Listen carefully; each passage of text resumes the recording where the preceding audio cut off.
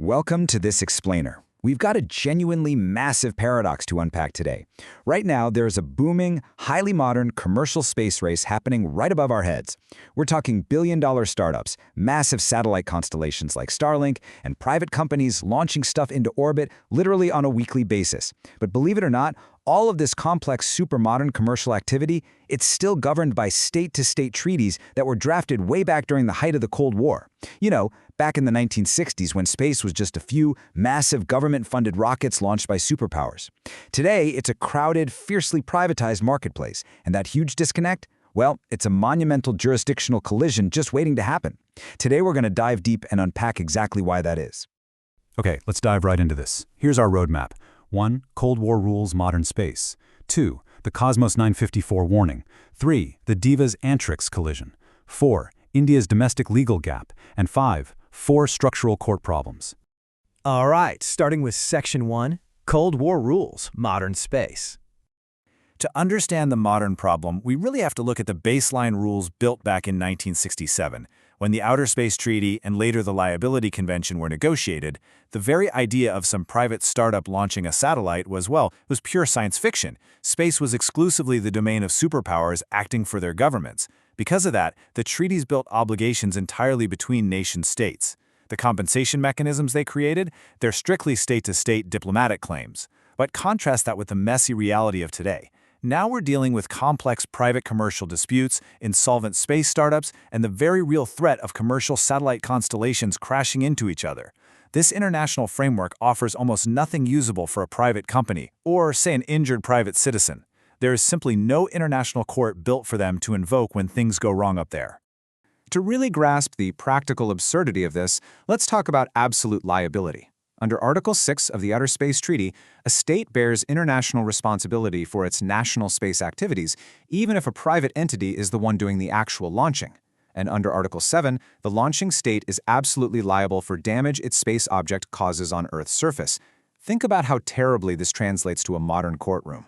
If a modern private company's satellite crashes into a city, the international community technically doesn't go after the CEO of that company. They look directly at the diplomats of the country that authorized the launch.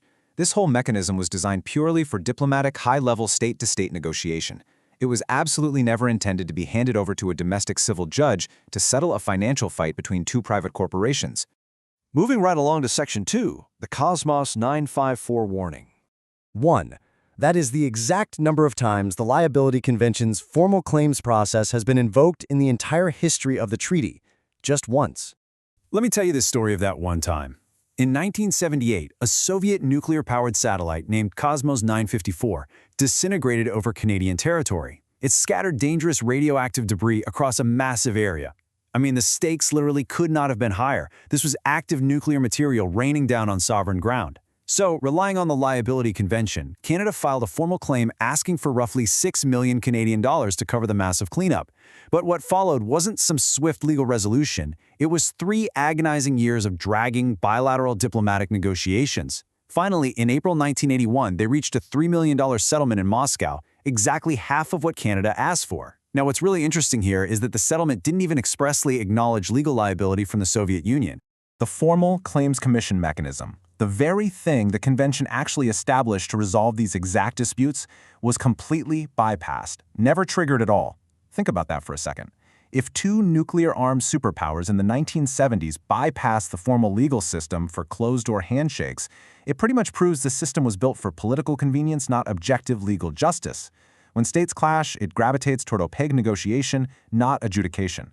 So the lingering question we have to ask ourselves today is, if this treaty system barely works for massive, sovereign states facing nuclear fallout, what on earth happens to modern private commercial companies trying to enforce a simple contract?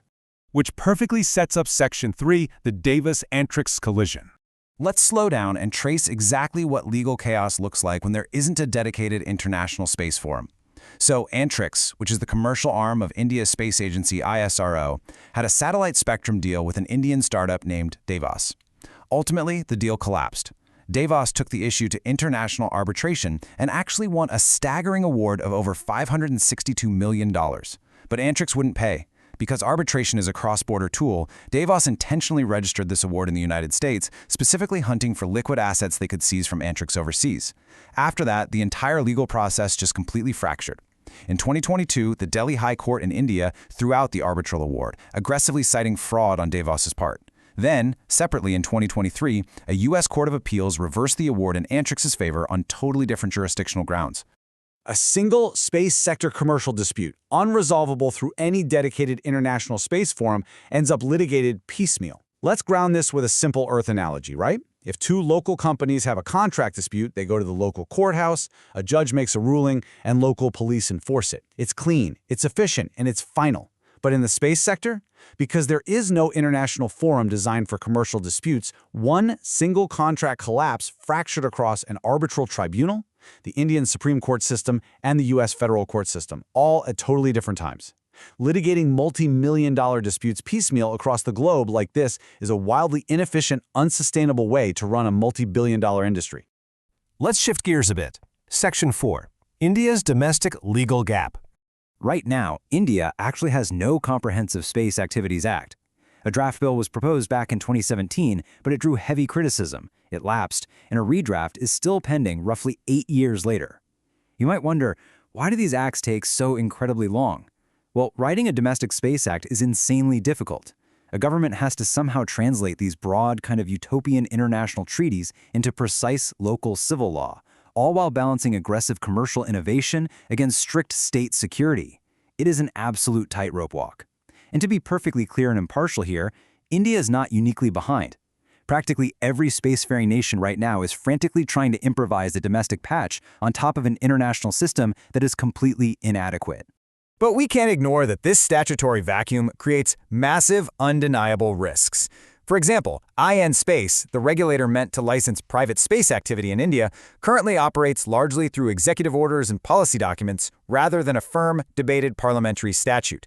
That makes their regulatory decisions potentially legally vulnerable if challenged in court.